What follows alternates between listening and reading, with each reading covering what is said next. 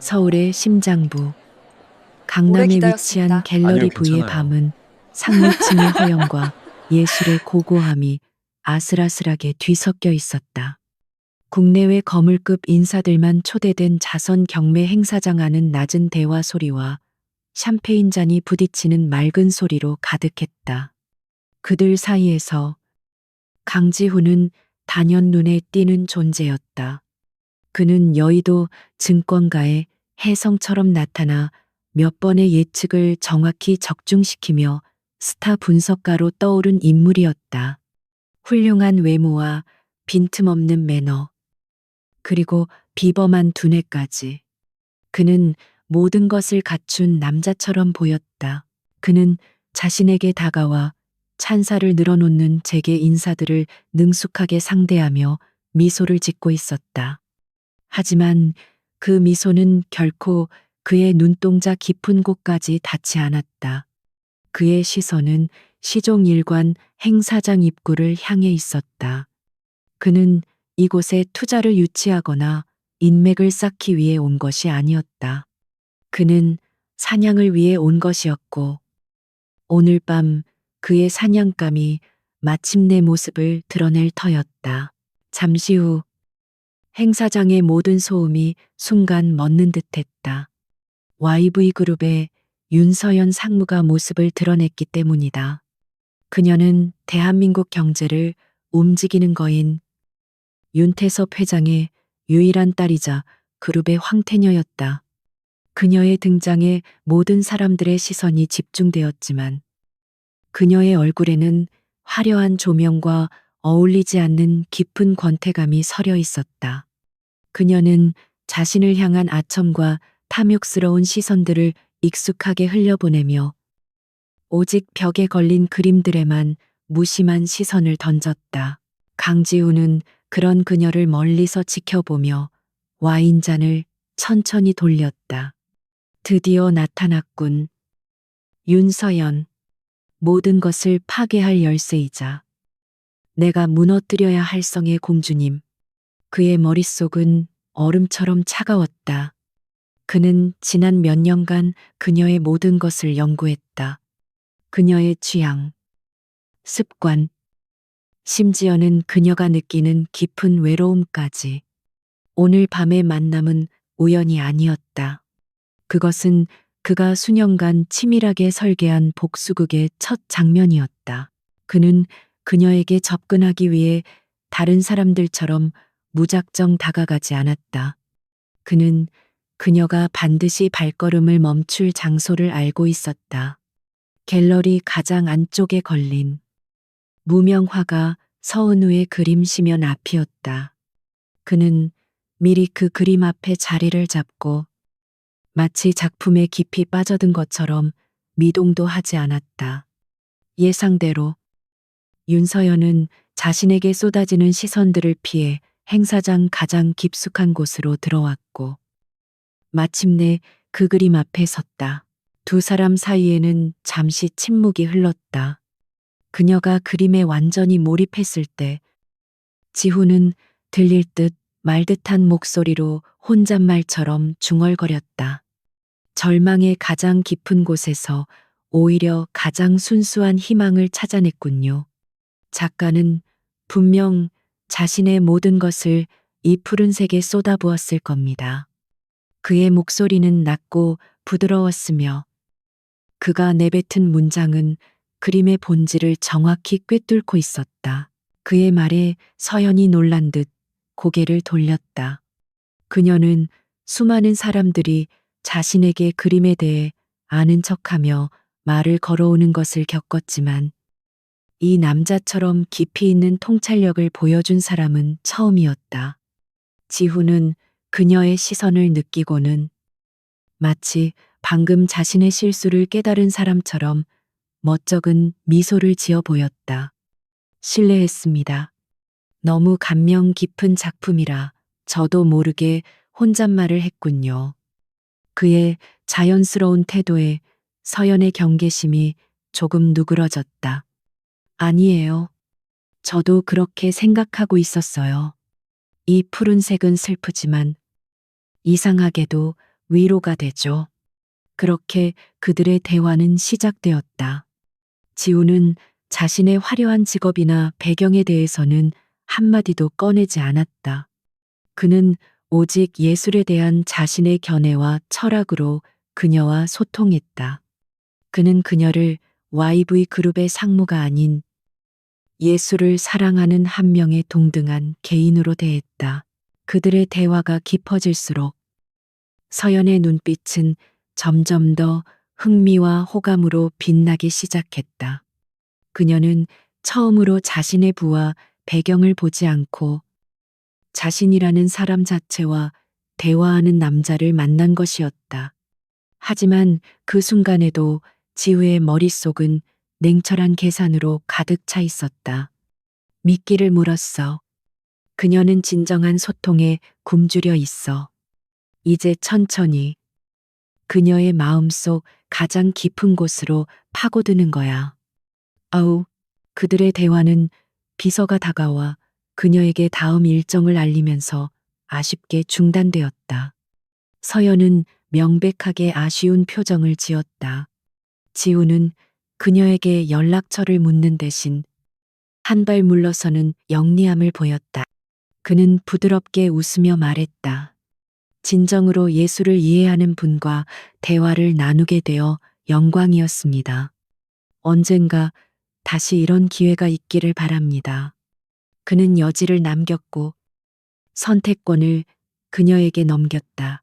서연이 떠나고 지후는 그녀의 뒷모습이 완전히 사라질 때까지 그 자리에 서 있었다.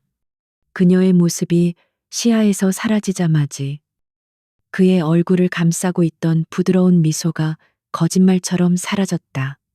그 자리에는 차가운 무표정과 얼음 같은 눈빛만이 남았다. 그는 그들이 함께 감상했던 그림 심연에 비친 자신의 모습을 바라보았다. 완벽한 가면을 쓴 악마의 모습이었다. 그는 조용히 와인잔을 내려놓으며 속으로 읊조렸다. 게임은 시작되었다. 윤태섭, 복수의 서막이 마침내 화려하게 올랐다. YV 그룹의 심장부. 타워 최상층에 위치한 윤태섭 회장의 집무실은 도시 전체를 발 아래에 둔 왕의 아련실과도 같았다. 방금 전까지 피 튀기는 인수합병 회의를 주재했던 그는 딸 윤서연 앞에서는 인자한 아버지의 가면을 썼다. 하지만 그의 눈빛에는 기업을 경영하는 것과 같은 방식의 통제욕이 서려 있었다. 그는 서연의 어깨를 감싸 안으며 창밖을 가리켰다. 저 아래 펼쳐진 모든 것이 그가 그녀에게 물려줄 왕국이었다. 서연아, 대서그룹의 막내 아들이 유학을 마치고 돌아왔다더구나. 너와도 잘 어울릴 것 같아 자리를 한번 마련해 볼까 하는데. 그의 목소리는 부드러웠지만 그 안에는 거절을 용납하지 않겠다는 의지가 담겨 있었다. 그녀의 결혼조차도 그에게는 그룹의 세력을 확장하기 위한 하나의 비즈니스 전략에 불과했다. 윤서연은 희미하게 미소 지으며 대답을 피했다. 아버지, 아직은 일에 더 집중하고 싶어요. 그녀는 이런 대화에 익숙했다. 그녀의 삶은 태어날 때부터 아버지의 계획 아래 완벽하게 설계된 황금빛 새장이었다. 그 안에는 모든 것이 있었지만 그녀가 진정으로 원하는 자유와 진실한 소통만은 없었다. 그녀는 자신을 둘러싼 모든 것이 YV 그룹의 후계자라는 타이틀만을 보고 있음을 잘 알고 있었다. 아버지의 집무실에서 나온 그녀는 자신의 유일한 안식처인 개인 화실로 향했다. 거대한 캔버스와 물감 냄새만이 그녀에게 유일한 위안을 주었다. 그녀는 붓을 들었지만 아무것도 그릴 수가 없었다.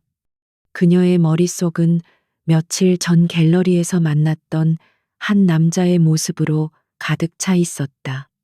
강지우, 돈이나 권력에 대한 이야기가 아닌 그림의 영혼에 대해 이야기하던 그의 깊은 눈빛이 잊히지 않았다. 그는 그녀가 만나왔던 다른 남자들과는 분명히 달랐다. 그는 그녀의 배경에 주눅들지도 않았고 그것을 이용해 아첨하지도 않았다. 그는 오직 그녀라는 사람 자체에만 집중하는 듯 보였다. 어쩌면 착각일지도 모른다는 불안감과 그럼에도 불구하고 다시 한번 그를 만나고 싶다는 강렬한 호기심이 그녀의 마음속에서 충돌했다. 결국 그녀는 비서를 불러 조용히 강지우에 대해 알아보라고 지시했다. 비서가 가져온 보고서는 완벽했다. 명문대를 수석으로 졸업하고 아무런 배경 없이 오직 자신의 능력만으로 여의도에서 최고의 자리에 오른 입지전적인 인물. 그의 과거는 흠잡을 데 없이 깨끗했다. 물론 그 과거가 지후 자신에 의해 철저하게 조작된 것이라는 사실을 그녀는 알지 못했다. 그녀는 작은 안도감과 함께 스스로에게도 놀랄 만큼의 용기를 내어 그에게 먼저 메시지를 보냈다. 그림에 대한 이야기. 좀 더 듣고 싶어요. 얼싸우. 지우는 자신의 오피스텔에서 도시의 야경을 내려다보며 메시지를 확인했다. 그의 입가에 차갑고 만족스러운 미소가 걸렸다. 모든 것이 그의 시나리오대로 움직이고 있었다. 물고기가 미끼를 물었고 이제 스스로 낚싯줄을 당기고 있었다. 그는 일부러 몇 시간을 기다린 뒤에야 마치 바빠서 이제야 확인한 것처럼 무심하게 답장을 보냈다. 그렇게 그들의 두 번째 만남이 성사되었다. 그들의 데이트는 지우에 의해 세심하게 계획된 하나의 예술 작품과도 같았다.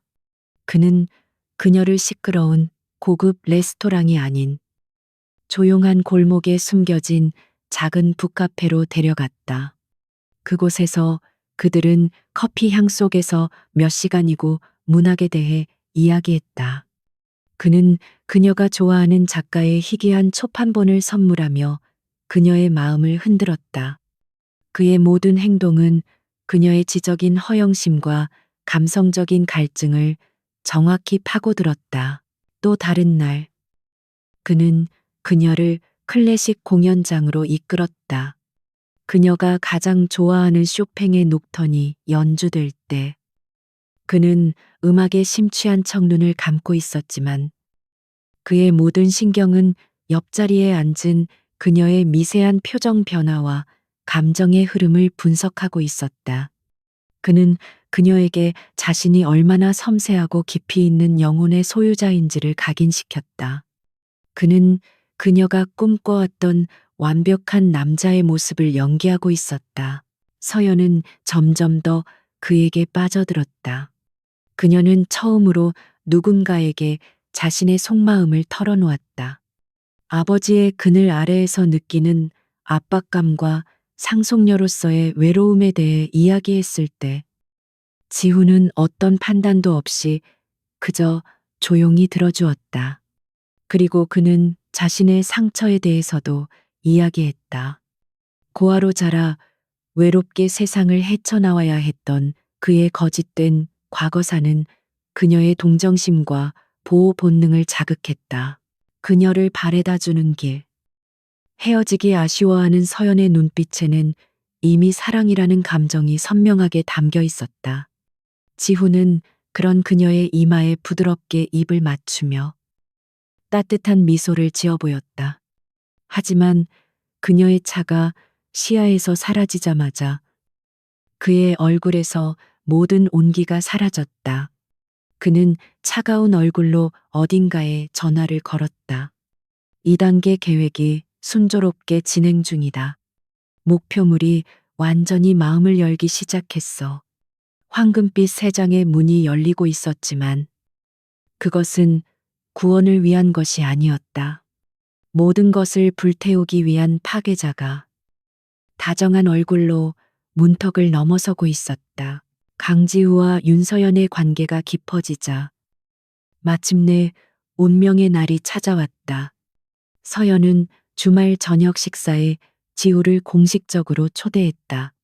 YV그룹의 성채와도 같은 평창동 대저택에 발을 들일 기회이자 아버지의 살인범과 20년 만에 같은 공간에서 숨을 쉬어야 하는 순간이었다. 그에게 이것은 단순한 저녁 식사가 아니었다. 그것은 복수라는 거대한 전쟁의 가장 중요한 전초전이었다. 그는 그날 저녁을 위해 마치 전쟁터에 나가는 장수처럼 자신을 무장했다. 최고급 원단으로 맞춘 수트는 그의 갑옷이었고, 온화한 미소와 부드러운 목소리는 그의 방패였다. 그는 거울 앞에 서서 마지막으로 자신의 모습을 점검했다. 거울 속에는 흠잡을 데 없이 완벽한 청년이 서 있었지만 그의 눈동자 깊은 곳에서는 들끓는 용암과도 같은 증오가 소용돌이치고 있었다. 그는 완벽하게 자신을 위장했다. YV 그룹의 저택은 그 위용만으로도 상대를 압도했다. 높은 담장과 철통 같은 보안 시스템, 그리고 정교하게 관리된 거대한 정원은 이곳이 평범한 집이 아닌 하나의 왕국임을 보여주었다. 현관에서 그를 맞이한 서연은 행복함과 동시에 긴장한 기색이 역력했다. 그녀는 그가 자신의 아버지에게 좋은 인상을 주기를 간절히 바라고 있었다. 그녀의 순수한 마음이 지후에게는 날카로운 비수처럼 느껴졌다. 거실로 들어서는 순간 강지우의 모든 감각이 곤두섰다.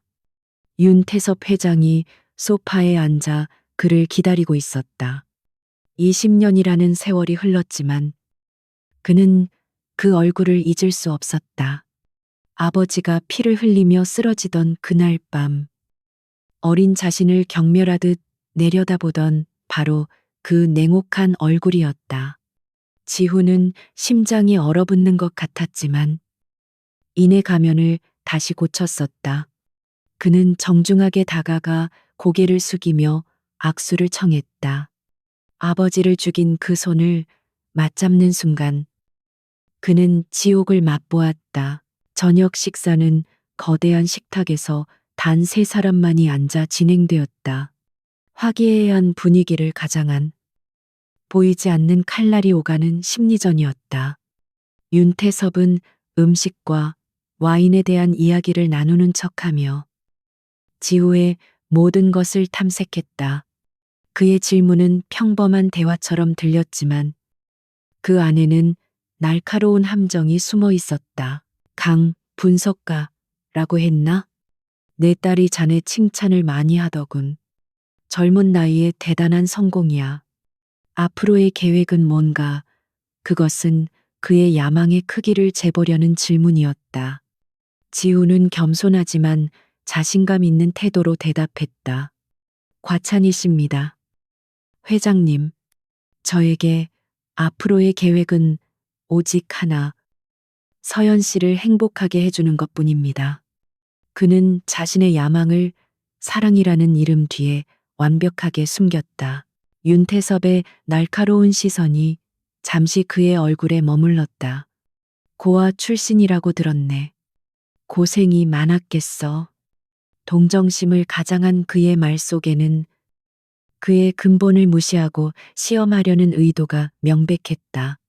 지후는 이 순간을 위해 준비한 이야기를 꺼냈다. 그는 자신의 불우했던 어린 시절을 담담하게 이야기하며 그것이 자신을 더욱 강하게 만들었다고 말했다. 그의 대답에는 한치의 흔들림도 없었다. 대화가 이어지던 중 지우의 시선이 벽난로 위에 놓인 낡은 만년필 하나에 꽂혔다. 그는 온몸의 피가 차갑게 식는 것을 느꼈다. 그것은 분명 아버지가 가장 아끼시던 물건이었다. 아버지가 직접 디자인하고 주문 제작했던 세상에 단 하나뿐인 만년필.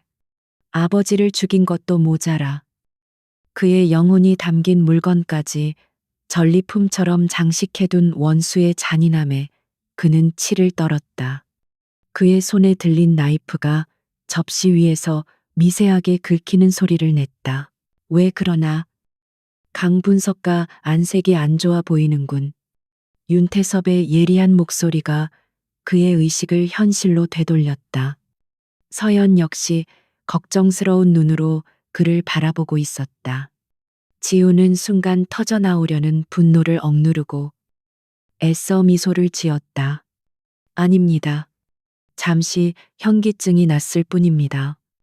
회장님을 처음 뵙는 자리라 긴장을 많이 한 것 같습니다. 그는 자신의 감정을 완벽하게 통제했다. 길고 긴 저녁 식사가 끝나고 지우는 마침내 그 지옥 같은 저택을 빠져나왔다. 윤태섭은 마지막까지 그의 속내를 완전히 파악하지 못한 듯 마지못해 교제를 허락한다는 뉘앙스를 풍겼다. 서연은 모든 것이 잘 풀렸다고 생각하며 안도의 한숨을 내쉬었다. 하지만 저택의 문이 닫히고 홀로 차에 남겨진 순간 지우의 가면은 산산조각이 났다. 그는 핸들을 부서져라 움켜쥔 채 소리 없는 비명을 질렀다. 그의 눈에서는 증오와 슬픔으로 뒤엉킨 뜨거운 눈물이 흘러내렸다. 아버지의 만년필이 그의 뇌리에서 떠나지 않았다. 오늘 밤의 굴욕은 그의 복수심에 다시 한번 불을 지폈다. 그는 이제 더 이상 망설이지 않을 터였다. 그는 적의 심장부에 첫 번째 균열을 냈고, 이제 그 균열을 비집고 들어가 모든 것을 파괴할 준비를 마쳤다. 그의 차가 어둠 속으로 사라질 때 그 모습은 마치 복수를 위해 지옥에서 돌아온 악기와도 같았다. 윤태섭 회장이라는 첫 번째 관문을 통과한 후 강지우의 계획은 순풍에 돛단 듯 나아갔다. 그와 윤서연의 관계는 이제 그룹 내외의 모든 사람들이 아는 공식적인 사실이 되었다. 그는 더 이상 가면을 쓰고 그녀의 주변을 맴돌 필요가 없었다. 그는 이제 그녀의 연인으로서 그녀의 세계 가장 깊숙한 곳으로 걸어 들어갈 수 있게 되었다. 그리고 그곳에서 그는 예상치 못한 위험한 진실과 마주하게 되었다. 그는 복수를 위해 연구했던 데이터 속의 윤서연이 아닌 살아있는 인간 윤서연을 보기 시작했다. 그녀는 주말마다 아버지 몰래 작은 보육원을 찾아 아이들에게 미술을 가르쳤다. 그는 그곳에서 아이들을 향해 진심으로 웃어주고 그들의 작은 상처를 자신의 아픔처럼 어루만져주는 그녀의 모습을 보았다. 그 모습은 그가 알던 탐욕스러운 독재자 윤태섭의 딸이라고는 도저히 믿을 수 없는 순수한 선의 그 자체였다. 어느 날 그들은 함께 소박한 동해의 작은 마을로 여행을 떠났다. 화려한 파티나 비즈니스 모임이 아닌 평범한 연인들처럼 조용한 바닷가를 거닐었다. 파도 소리를 들으며 서연은 처음으로 자신의 꿈에 대해 이야기했다. 그녀는 YV 그룹의 후계자가 아닌 그저 자신의 이름으로 작은 갤러리를 열어 재능 있는 무명 화가들을 돕고 싶다고 했다. 그녀의 눈은 별처럼 빛나고 있었고 지우는 그 순간 자신도 모르게 그녀의 꿈을 응원하고 있는 자신을 발견했다.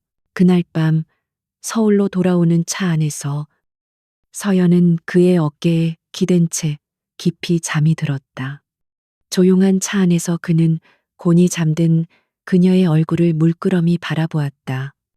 계획의 일부, 복수의 도구, 원수의 딸, 그가 그녀에게 붙였던 모든 수식어들이 희미해지고 오직 윤서연이라는 한 여자만이 그의 눈에 들어왔다. 그녀를 파멸시켜야 한다는 목표와 그녀를 지켜주고 싶다는 본능적인 감정이 그의 내면에서 격렬하게 충돌했다. 그의 심장이 혼란으로 무겁게 뛰기 시작했다. 자신의 오피스텔로 돌아온 그는 그날 느꼈던 따뜻한 감정들을 떨쳐내려는 듯 찬물로 샤워를 했다. 그는 자신이 약해지고 있다는 사실에 혐오감을 느꼈다. 그는 방 안쪽에 숨겨진 금고를 열었다. 그 안에는 불에 그을린 아버지의 낡은 사진 한 장이 보관되어 있었다. 그는 사진을 손에 들고 20년 전 그날의 끔찍했던 기억을 억지로 끄집어냈다. 아버지의 비명, 피냄새, 그리고 윤태섭의 비정한 얼굴. 잊지 마. 강지후, 네가 여기 있는 이유를. 저 여자의 아버지가 네 모든 것을 앗아갔어. 약해지지 마. 그는 거울 속 자신을 보며 미친 사람처럼 중얼거렸다. 증오심은 그의 정체성이자 존재 이유였다. 그는 이 감정을 놓아버리면 자기 자신이 무너져 내릴 것이라고 믿었다. 그는 복수를 위해서라면 이제 막 싹트기 시작한 이 위험한 감정을 자신의 손으로 짓밟아야만 했다. 하지만 그의 결심은 서연을 만날 때마다 속절없이 흔들렸다. 그녀는 그의 거짓된 상처를 진심으로 위로했고 그의 고독을 자신의 온기로 감싸주었다. 그녀는 그에게 난생 처음으로 행복이라는 감정을 가르쳐 주고 있었다. 그는 점점 더 연기에 몰입했고 어느 순간부터는 무엇이 연기이고 무엇이 진심인지 그 자신조차 구분할 수 없게 되었다. 그는 윤서연이라는 달콤한 독에 서서히 중독되고 있었다. 어느 비 오는 밤, 그녀의 작업실에서였다. 그녀가 자신의 가장 깊은 슬픔을 담아 그린 그림 앞에서 그는 더 이상 감정을 통제할 수 없었다. 그는 그녀에게 다가가 격렬하게 입을 맞췄다. 그것은 계획된 행동이 아니었다. 그의 얼어붙었던 심장이 터져 나오며 만들어낸 본능적인 갈망이었다. 그 순간만큼은 그의 세상에 복수는 없었다. 오직 그녀만이 존재할 뿐이었다. 그녀의 집을 나와 비를 맞으며 거리를 걸을 때 그는 극심한 혼란에 휩싸였다. 그가 평생을 바쳐 쌓아 올린 복수의 성이 사랑이라는 감정 앞에서 모래성처럼 허물어지고 있었다. 그의 완벽했던 계획에 치명적인 허점이 발견된 것이다. 그는 자신의 심장을 계산에 넣지 않았다. 이 위험한 애정은 이제 그의 가장 강력한 무기이자 동시에 그의 모든 것을 파괴할 수 있는 가장 치명적인 약점이 되어버렸다. 그는 더 늦기 전에 자신의 마음이 완전히 변하기 전에 계획을 서둘러야만 했다. 강지우는 자신의 마음이 더 이상 돌이킬 수 없는 지경에 이르렀음을 직감했다. 윤서연을 향한 사랑은 그의 복수심만큼이나 거대해져 그의 영혼을 양분하고 있었다. 이대로 가다가는 복수도 사랑도 모든 것을 잃게 될 터였다. 그는 더 이상 지체할 수 없었다. 그는 자신의 흔들리는 마음을 다잡고 계획의 다음 단계로 나아가기 위해 그녀에게 청혼하기로 결심했다. 그것은 사랑의 서약이자 돌이킬 수 없는 복수의 굴레를 그녀와 자신에게 함께 씌우는 잔인한 행위였다. 그는 두 사람이 처음 만났던 갤러리 부위를 통째로 빌렸다. 그들이 함께 감상했던 그림 심연 앞에서 그는 무릎을 꿇고 그녀에게 반지를 내밀었다. 그의 목소리는 사랑의 감동으로 떨리는 듯 했지만 그 말 한마디 한마디는 비극적인 진실을 담고 있었다.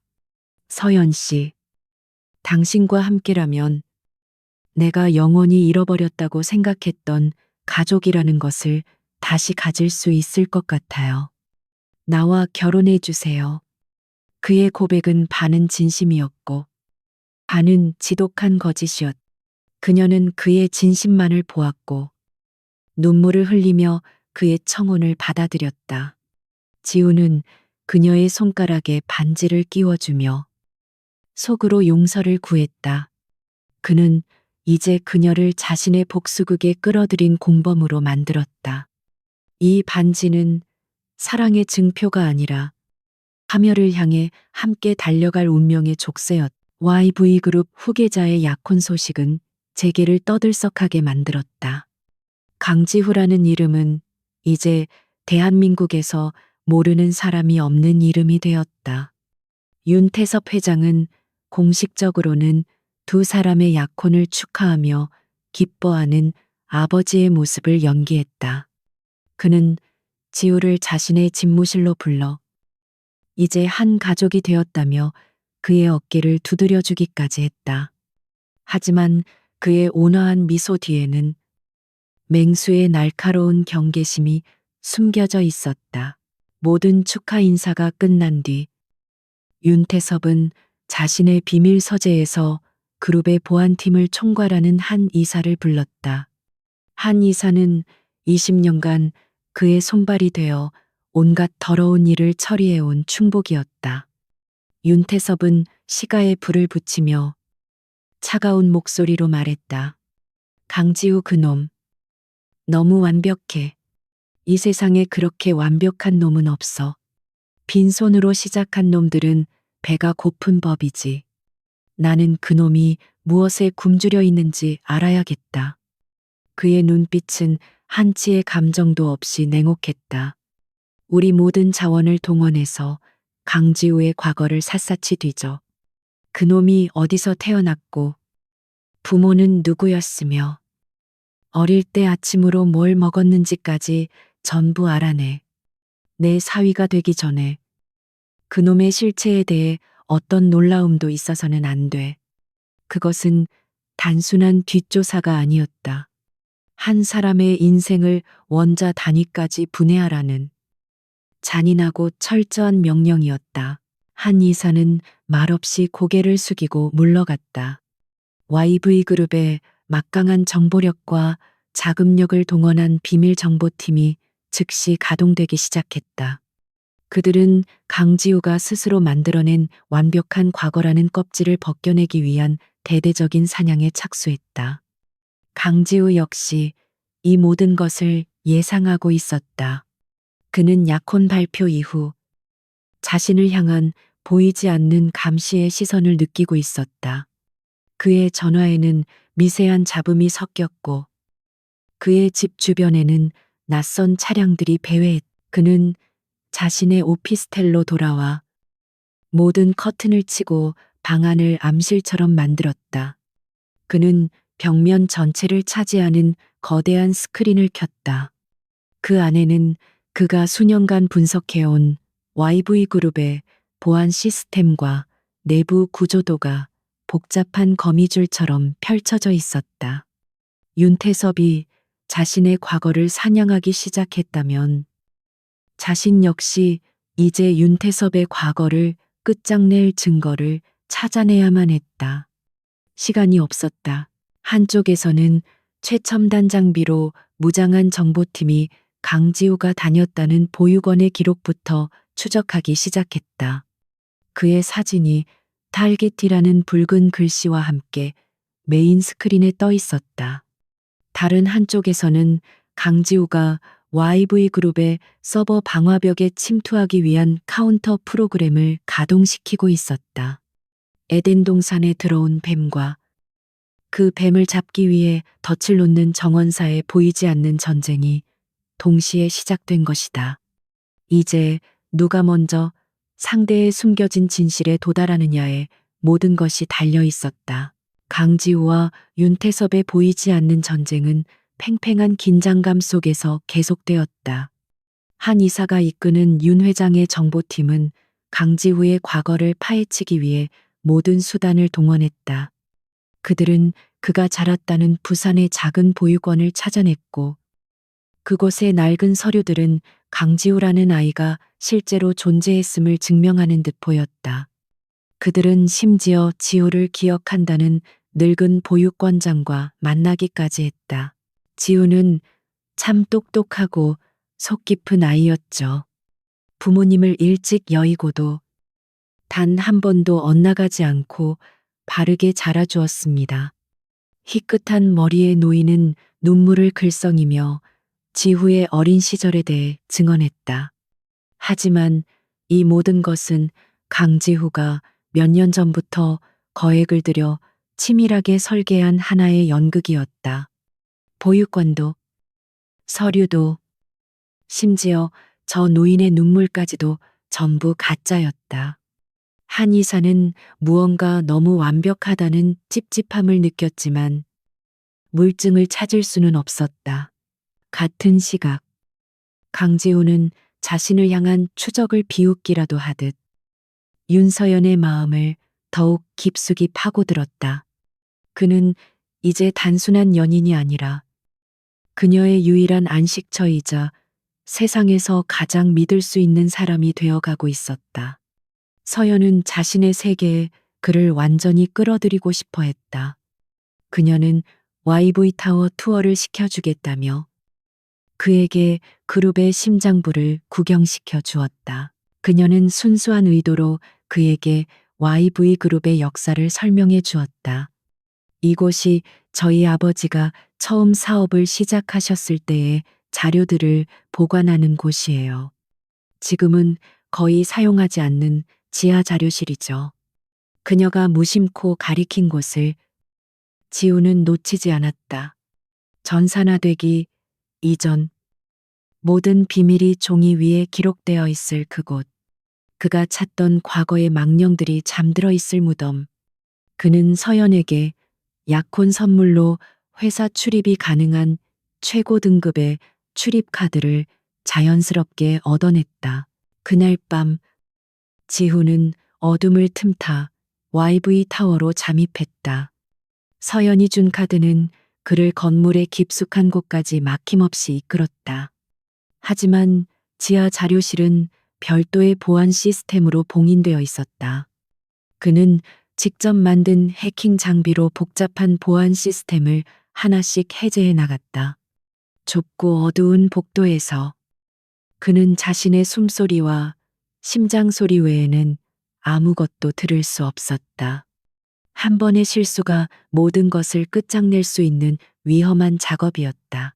육중한 철문이 소리 없이 열리고 그는 마침내 비밀의 무덤 안으로 들어섰다. 공기 중에는 오래된 종이, 냄새와 먼지가 가득했다. 끝없이 이어진 서가에는 지난 수십 년간의 YV 그룹의 역사가 먼지를 뒤집어 쓴 채 잠들어 있었다. 그가 찾아야 하는 것은 20년 전 그의 아버지가 몸담았던 신사업 개발팀의 프로젝트 파일이었다. 그는 제한된 시간 안에 수만 개의 파일 속에서 단 하나의 진실을 찾아내야만 했다. 그가 낡은 서류 상자들을 뒤지며 땀 흘리고 있을 때 그의 주머니에서 휴대폰이 짧게 진동했다. 화면에는 내 사랑 서연이라는 이름이 떠 있었다. 그는 순간 심장이 멎는 듯 했다. 그는 적외선 감지 레이저 바로 아래에 엎드린 채 최대한 태연한 목소리로 전화를 받았다. 응, 서연 씨. 아직 회사에서 일하고 있었어. 보고 싶은데 어쩌지. 그의 이마에서는 식은땀이 흘러내렸지만 그의 목소리는 더없이 다정하고 따뜻했다. 이중 생활의 무게가 그의 목을 옥죄어 왔다. 전화를 끊고 그는 다시 미친 듯이 서류를 뒤졌다. 그리고 마침내 그는 먼지 쌓인 상자 속에서 빛바랜 서류철 하나를 발견했다. 아버지의 이름, 강민준 팀장이라는 글자가 선명했다. 그는 떨리는 손으로 서류철을 열었다. 그 안에는 그가 찾던 결정적인 장부는 없었다. 하지만 대신 당시의 내부 결제 서류 한 장이 끼워져 있었다. 그 서류에는 안전 문제로 인한 연구실 통제 철거 승인 요청이라는 제목 아래 윤태섭의 서명이 선명하게 찍혀 있었다.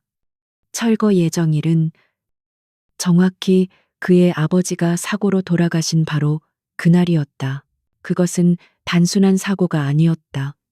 모든 것이 계획된 살인이었음을 증명하는 첫 번째 조각이었다. 그는 휴대폰으로 그 문서를 촬영했다. 바로 그때 멀리서 엘리베이터가 움직이는 소리가 희미하게 들려왔다. 새벽 순찰을 도는 경비원이었다. 그는 서둘러 모든 것을 원상태로 되돌리고 그림자처럼 조용히 자료실을 빠져나왔다. 그는 무사히 YV 타워를 벗어나 자신의 차에 올라탔다. 그는 거친 숨을 몰아쉬며 방금 찍은 사진을 확인했다. 아직 완전한 증거는 아니었지만 이것은 두꺼운 거짓의 벽을 허물 첫 번째 망치질이 될 것이었다. 과거의 속삭임이 마침내 그의 귓가에 들려오기 시작했다. 동시에 윤태섭의 정보팀 역시 강지우의 과거 기록에서 설명할 수 없는 작은 불일치들을 발견해내고 있었다. 양쪽에서 서로의 목을 향해 뻗어온 칼날이 이제 서로의 피부에 닿기 직전까지 와 있었다. 내부 결제 서류라는 첫 번째 실마리를 손에 쥔 강지우는 더욱 대담해졌다. 그는 마지막 증거가 분명 아버지의 흔적이 남아있는 어딘가에 숨겨져 있을 것이라고 확신했다. 한의사의 팀이 자신의 가짜 과거를 거의 다 따라잡았다는 것을 느꼈기에 그에게는 시간이 없었다. 그는 아버지가 돌아가신 옛 연구실이 있던 YV 타워의 구간 건물 도면을 분석하기 시작했다. 그리고 마침내 공식 도면에는 존재하지 않는 작은 숨겨진 공간을 발견했다. 그 공간에 접근하기 위해서는 이전보다 훨씬 더 큰 위험을 감수해야만 했다. 하지만 그는 망설이지 않았다. 복수의 끝이 바로 눈앞에 와 있었다. 그는 다시 한번 어둠을 틈타 YV 타워로 향했다. 이번의 잠입은 지난번보다 훨씬 더 긴장감이 넘쳤다. 그의 침입을 예상이라도 한 듯. 보안 시스템은 미묘하게 강화되어 있었다. 그는 20년간 오직 이 순간을 위해 갈고 닦은 모든 능력을 총동원해야만 했다. 몇 시간에 걸친 사투 끝에 그는 마침내 벽 뒤에 숨겨진 작은 문을 찾아냈다. 문을 열자 먼지가 켜켜이 쌓인 작은 공간이 드러났다. 그리고 그 공간 중앙에는 마치 주인을 기다려온 관처럼 낡은 금고 하나가 놓여 있었다. 아버지의 금고였다. 그는 떨리는 손으로 금고를 열었다. 그 안에는 가죽으로 된 작은 장부 한 권과 마이크로 카세트 테이프 하나가 들어있었다. 그는 가져온 소형 플레이어에 테이프를 넣고 재생했다. 지직거리는 소음과 함께 20년 전의 목소리가 흘러나왔다. 그것은 아버지가 돌아가시기 몇 시간 전 윤태섭과 나누었던 마지막 대화의 녹음이었다. 이 회사는 내 거야 자네의 기술이 아니라 내 돈과 야망으로 세운 거라고 순순히 넘기지 않으면 자네의 시체 위에서라도 빼앗고 말겠어. 윤태섭의 탐욕과 사리가 가득 담긴 목소리가 그의 모든 범행을 자백하고 있었다. 결정적인 증거. 20년간 그가 꿈에 그리던 복수의 칼날. 그것을 손에 쥔 순간 그는 환희 대신 깊은 절망을 느꼈다. 그의 머릿속에 윤서연의 얼굴이 떠올랐기 때문이다. 바로 어제 그녀는 웨딩드레스를 입어보았다며 아이처럼 해맑게 웃었었다. 그녀는 그와 함께할 미래를 소박하지만 따뜻한 가정을 꾸리는 꿈을 꾸고 있었다. 그녀의 행복은 온전히 아버지라는 세상 위에 세워져 있었다. 그는 자신의 오피스텔로 돌아와 책상 위에 장부와 테이프를 올려놓았다. 20년간의 증오와 복수심이 담긴 물건들이었다.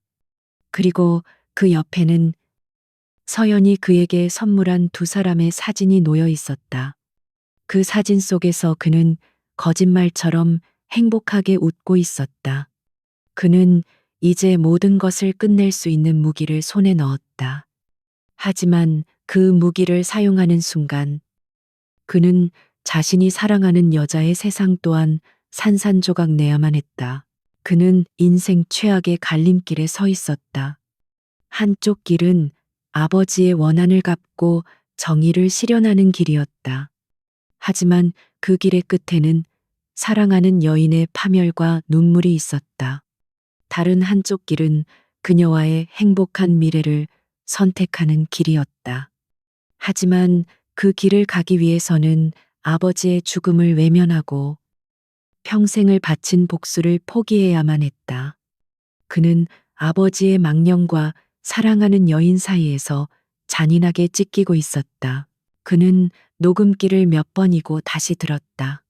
아버지의 절박한 목소리와 윤태섭의 잔인한 목소리가 그의 영혼을 핥히었다. 복수심이 불타올랐다. 그러다가도 서연의 웃음소리가 환청처럼 들려왔다. 그녀와 함께했던 모든 순간들이 그의 발목을 붙잡았다. 그는 괴로움의 머리를 감싸주었다. 그는 이겼다.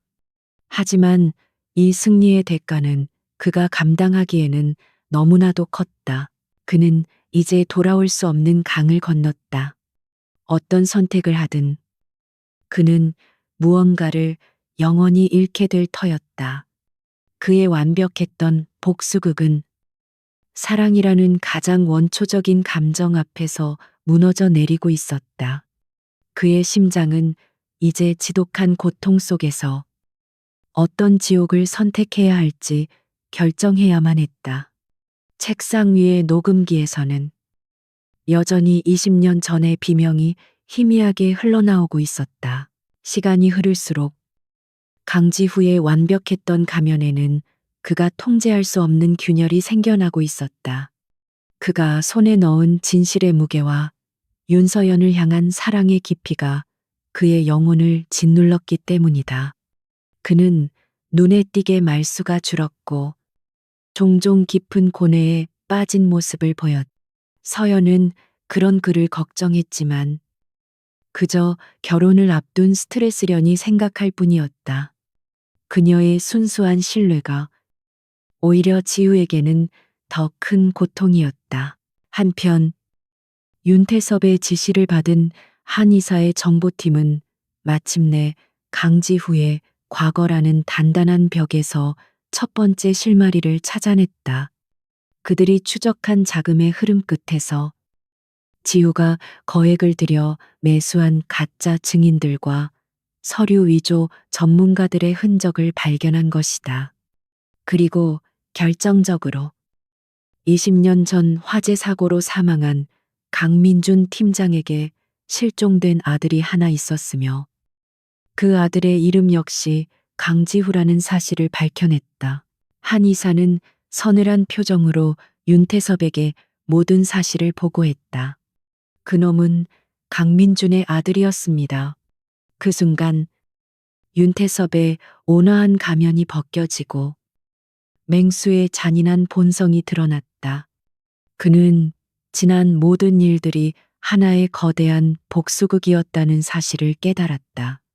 그는 분노했지만 동시에 자신의 딸까지 이용한 그 어린 쥐새끼의 대담함에 기묘한 흥미를 느꼈다. 그는 이 게임을 자신의 손으로 직접 끝내기로 결심했다. 그 시각 서연은 지우의 행동에서 이상한 낌새를 느끼고 있었다. 며칠 전 그의 재킷 주머니에서 낡고 독특한 모양의 열쇠 하나가 떨어졌다. YV그룹의 로고가 새겨진 오래된 지하 자료실의 열쇠였다. 그녀가 무심코 묻자 그는 당황하며 얼버무렸다. 그 순간의 부자연스러움이 그녀의 마음에 작은 의심의 씨앗을 심었다. 그녀는 처음으로 그를 믿을 수 없다는 생각을 하게 되었다. 결국 그녀는 자신의 비서를 시켜 지후의 최근 행적을 몰래 알아보았다. 그리고 그가 공식적인 거처 외에 강북의 낡은 오피스텔을 비밀리에 드나들고 있다는 사실을 알게 되었다. 불길한 예감에 휩싸인 그녀는 직접 그곳을 찾아갔다. 그녀는 지후가 알려주었던 두 사람만의 기념일로 이루어진 비밀번호를 눌렀다. 거짓말처럼 문이 열렸고 그녀는 그의 가장 깊은 비밀의 공간으로 들어섰다. 그리고 그곳에서 그녀의 세상은 무너져 내렸다. 오피스텔의 한쪽 벽면은 거대한 사건 보드로 뒤덮여 있었다. 중앙에는 아버지 윤태섭의 사진이 붙어 있었고 그 주위로 수많은 인물 관계도와 사건 연대표가 거미줄처럼 얽혀 있었다. 그리고 자신의 사진 옆에는 열쇠라는 단어가 적혀 있었다. 그녀는 자신이 한 남자의 복수극에 이용된 도구에 불과했다는 사실을 깨달았다. 같은 시각, 강지우는 윤태섭의 긴급 호출을 받고 그의 서재에 와 있었다. 서재의 공기는 얼음장처럼 차가웠다. 윤태섭은 아무 말 없이 책상 위에 서류철 하나를 그에게 던졌다. 서류철 안에는 그의 아버지와 함께 찍은 어릴 적 사진이 들어 있었다. 윤태섭이 낮은 목소리로 말했다. 연기는 훌륭했다. 진심으로 감탄했어. 하지만 쇼는 이제 끝났다. 강민준의 아들. 강지우. 여기까지 오느라 고생 많았다. 그의 정체가 탄로나는 순간 서재의 문이 열리고 한 이사와 건장한 남자들이 들어와 그의 퇴로를 막았다. 윤태섭은 시가를 입에 물고 여유롭게 물었다. 내 집에 들어오고 내 딸의 마음에 손을 대면서까지 원했던 게 고작 이런 시시한 복수였나. 내 아비가 갔던 길을 내가 좀 더 고통스럽게 보내주마. 그의 눈에는 사리가 가득했다. 지우는 완벽한 함정에 빠졌다. 한편 지우의 비밀 오피스텔에서 서연은 떨리는 손으로 책상 위에 놓인 마이크로 카세트 테이프를 집어들었다. 그녀는 홀린 듯이 그것을 플레이어에 넣고 재생 버튼을 눌렀다. 지직거리는 소음과 함께 20년 전의 목소리가 흘러나왔다. 아버지의 목소리였. 이 회사는 내 거야. 순순히 넘기지 않으면 자네 시체 위에서라도 빼앗고 말겠어. 이어서 들려온 것은 낯선 남자의 비명과 모든 것을 삼켜버리는 듯한 둔탁한 소음이었다. 테이프가 끝나고 방 안에는 정적만이 남았다. 서연은 그 자리에 주저앉아 소리 없는 비명을 질렀다. 그녀가 사랑했던 남자, 그리고 그녀가 존경했던 아버지가 동시에 괴물이 되어 그녀의 세상을 파괴했다. 한쪽에서는 목숨을 위협받는 연인이, 다른 한쪽에서는 살인자라는 추악한 진실을 드러낸 아버지가 있었다. 그녀는 이 잔인한 현실 속에서 완벽하게 길을 잃었다. 모든 가면이 벗겨지고 이제 지독한 진실만이 피처럼 흘러넘치고 있었다. 윤태섭의 서재 안. 시간은 납처럼 무겁게 흘렀다. 강지우는 사방이 막힌 듯 안의 짐승이었다. 윤태섭은 승리를 만끽하며 오만하게 그의 마지막을 선고했다. 내 놈을 내 아비 옆에 조용히 묻어주마. 아무도 찾지 못할 거다. 그의 신호에 한 이사와 부하들이 지우를 향해 천천히 포위망을 좁혀왔다. 지우는 필사적으로 탈출구를 찾았지만 그의 눈에 보이는 것은 절망뿐이었다. 한편 지후의 비밀 오피스텔에서 윤서연은 차가운 바닥에 주저앉아 있었다. 그녀를 감싸고 있던 모든 세상이 거짓이었음을 깨달은 충격은 그녀의 영혼을 갈기갈기 찢어 놓았다. 눈물은 더 이상 흐르지 않았다. 그 자리에는 차갑고 단단한 무언가가 남았다. 그녀는 자신을 배신한 연인과 자신을 기만한 아버지를 동시에 떠올렸다. 그리고 그녀는 아버지가 지금 이 순간 무슨 짓을 저지를 수 있는 사람인지 깨달았다. 그녀의 머릿속에 지우의 얼굴이 스쳐 지나갔다. 그가 자신을 속인 것은 용서할 수 없었지만 그가 죽도록 내버려 둘 수는 없었다. 그것은 사랑 때문이 아니었다. 살인자의 딸이 되어 또 다른 살인을 방관할 수는 없다는 인간으로서의 마지막 존엄성이었다. 그녀는 결심했다. 그녀는 떨리는 손으로 휴대폰을 들어 세상에서 가장 증오스러운 남자가 되어버린 아버지에게 전화를 걸었다. 서재안. 한 이사의 부하들이 막 지후의 팔을 붙잡으려는 순간이었다. 윤태섭의 개인 전화가 날카롭게 울렸다. 그는 짜증스럽게 전화를 받았다. 수화기 너머로 들려온 것은 얼음장처럼 차가운 서연의 목소리였다. 그 사람, 어디 있어요? 강지우 씨 어디 있냐고요? 윤태섭은 순간 할 말을 잃었다. 서연아, 네가 지금 무슨 아버지께서 모르시는 그 사람의 오피스텔이에요. 저 다 봤어요. 그리고 다 들었어요. 아버지가 그 사람의 아버지를 어떻게 했는지. 서연의 한마디 한마디가 비수처럼 윤태섭의 심장에 밝혔다. 그가 평생을 통제해왔던 그의 가장 완벽한 소유물이었던 딸이 그의 목에 칼을 겨누고 있었다. 그의 얼굴이 경악과 분노로 일그러졌다. 너 지금 제정신이 아니구나. 그 사람 당장 풀어주세요. 그러지 않으면 이 녹음 테이프 대한민국 모든 방송국에 제 손으로 보낼 거예요. 그것은 애원이 아닌 협박이었다. 딸의 배신에 윤태섭이 완전히 이성을 잃고 전화기에 대고 고함을 치는 순간 모든 집중이 흐트러졌다. 바로 그 찰나의 순간을 지우는 놓치지 않았다. 그는 억눌려왔던 모든 분노와 생존 본능을 터뜨리며 폭발적으로 움직였다. 그의 움직임은 빠르고 정확했다. 그는 가장 가까이 있던 남자의 관절을 꺾고 그를 방패 삼아 다른 이들의 공격을 막았다. 서재하는 순식간에 아수라장이 되었다. 그는 책상 위에 무거운 조각상을 집어던져 다른 남자를 쓰러뜨리고 조금의 망설임도 없이 거대한 유리창을 향해 몸을 날렸다. 유리가 박살나는 소리와 함께 그는 테라스로 뛰어내렸고 저택 전체에 비상경보음이 울려 퍼지기 시작했다. 그는 저택의 거대한 정원을 가로질러 미친 듯이 달렸다. 한 이사와 부하들이 그의 뒤를 쫓았지만 그는 이미 모든 도주로를 머릿속에 그려두고 있었다.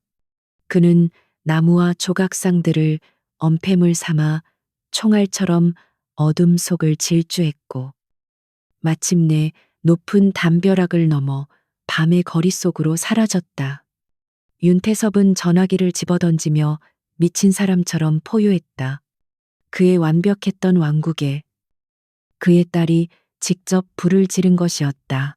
몇 시간 후 도시 반대편의 어두운 골목에서 지후는 상처투성이의 몸을 숨긴 채 거친 숨을 몰아쉬고 있었다.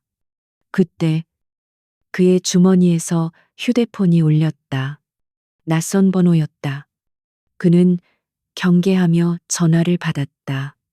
수화기 너머로 들려온 것은 지치고 갈라진 서연의 목소리였다. 이제 아버지는 우리 둘 다 죽이려 할 거예요. 이 모든 걸 끝내야 해요. 함께 그들의 목소리에는 더 이상 사랑의 감정이 남아있지 않았다.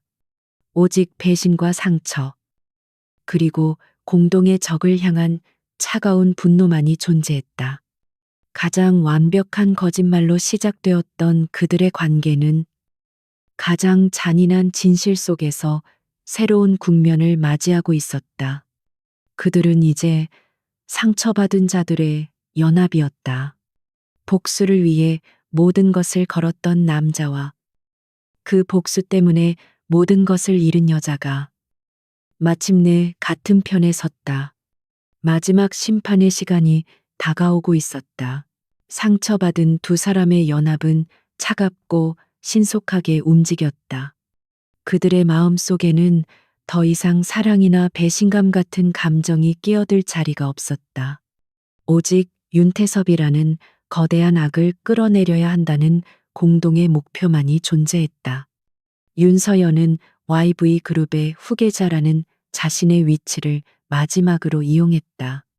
그녀는 아버지의 비밀 금고 위치와 보안 시스템 해제 코드, 그리고 곧 있을 불법 비자금 이동 스케줄까지 그룹의 가장 치명적인 내부 정보들을 강지후에게 넘겼다. 강지우는 이 모든 것을 가지고 그가 오랫동안 비밀리에 접촉해온 강직한 성품의 특별수사팀 검사를 찾아갔다.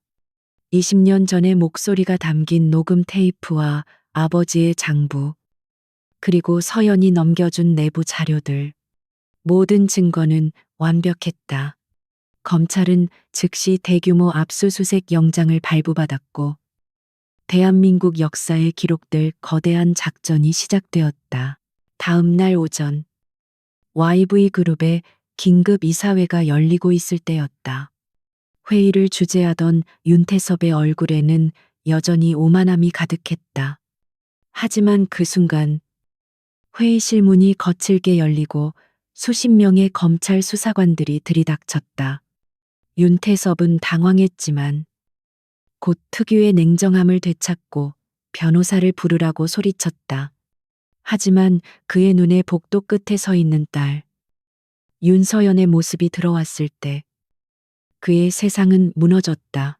그녀는 아무 말 없이 차가운 눈으로 그를 바라보고 있었다. 그 시선은 그 어떤 법의 심판보다도 더 날카롭게 그의 심장을 꿰뚫었다. 그는 자신의 손으로 키운 가장 완벽한 작품에게 배신당했음을 깨달았다. 한때 대한민국을 호령했던 거인은 수많은 카메라 플래시 속에서 허무하게 수갑을 찬 채 끌려나갔다. 강지우는 자신의 오피스텔에서 TV 화면을 통해 그 모든 광경을 지켜보고 있었다. 20년간의 복수가 마침내 끝났다. 재판은 세상을 떠들썩하게 만들었다. 윤태섭의 모든 범죄가 만천하에 드러났고 그는 무기징역을 선고받았다. YV그룹은 공중분해되었고 그의 이름은 대한민국 역사상 가장 추악한 기업인의 상징으로 남게 되었다. 강지우는 아버지의 무덤을 찾아가 조용히 술 한 잔을 올렸다. 그의 마음 속에는 승리의 기쁨 대신 지독한 허무함과 외로움만이 남았다. 복수는 끝났지만 그의 삶 역시 공허해졌다. 1년 후 시간은 많은 것을 바꾸어 놓았다. 윤서연은 그룹의 모든 지분을 사회에 환원하고 아버지의 성을 버렸다. 그녀는 이제 더 이상 YV그룹의 후계자가 아닌 평범한 도예가 서연으로 살아가고 있었다. 그녀는 서울 근교의 작은 마을에 자신의 이름을 건 작은 공방을 열었다. 흙을 빚으며 그녀는 지난날의 상처를 조금씩 치유하고 있었다. 어느 맑은 날, 한 남자가 그녀의 공방을 찾아왔다. 강지우였다. 그는 지난 1년간 세상에서 자취를 감췄었다. 두 사람은 말없이 서로를 바라보았다. 그의 얼굴에서는 과거의 날카로운 증오심 대신 깊은 회한과 쓸쓸함이 묻어났다. 그녀의 얼굴에는 슬픔의 흔적이 남아 있었지만 이전에는 볼 수 없었던 평온함과 단단함이 자리 잡고 있었다. 그가 먼저 입을 열었다. 그의 목소리는 낮고 진실했다. 미안합니다. 서연 씨, 모든 것에 대해, 당신을 이용한 것에 대해 진심으로 미안합니다. 그것은 그가 오랫동안 준비해온 진심 어린 사과였다. 서연은 희미하게 미소 지었다. 당신은 끔찍한 일을 했어요. 하지만 당신은 나에게 끔찍한 진실을 알려주기도 했죠. 어떤 의미에서는 당신이 나를 자유롭게 해준 거예요. 그 황금빛 새장에서 그녀는 더 이상 순진한 공주가 아니었다. 그녀는 모든 것을 잃고 비로소 자기 자신으로 살아가는 법을 배운 강인한 여인이었다. 그들의 대화에는 사랑이라는 단어가 없었다. 그들의 사랑은 너무나도 거대한 거짓 위에 세워졌기에 다시 돌아갈 수 없음을 두 사람 모두 알고 있었다. 하지만 그들의 눈빛 속에는 서로의 상처를 이해하고 보듬어주는 깊은 연민과 인간적인 유대감이 흐르고 있었다. 지후는 조용히 돌아서서 떠나려 했다. 지후 씨, 그녀가 그를 불렀다. 그가 멈춰 서서 돌아보자. 그녀는 자신이 막 완성한 아무런 무늬도 없는 순백의 찻잔 하나를 그에게 내밀었다. 새로운 시작이에요. 그녀의 얼굴에 깃든 옅은 미소는 슬펐지만 아름다웠다. 그것은 사랑의 약속이 아닌 평화와 용서의 제안이었다. 과거의 잿더미 속에서 새로운 삶을 시작하라는 조용한 응원이었다. 지후는 찻잔을 받아들고 말없이 고개를 끄덕였다. 그는 다시 돌아서서 햇살이 쏟아지는 길을 향해 천천히 걸어갔다. 서연은 공방 창가에 서서 동쪽 하늘을 바라보았다. 과거의 잿더미는 모두 흩어졌고 이제 그들 각자의 삶에 새로운 새벽이 밝아오고 있었다. 함께할 수는 없겠지만 그들은 이제 각자의 자리에서 어제보다 조금 더 단단해진 모습으로 내일을 살아갈 것이었다.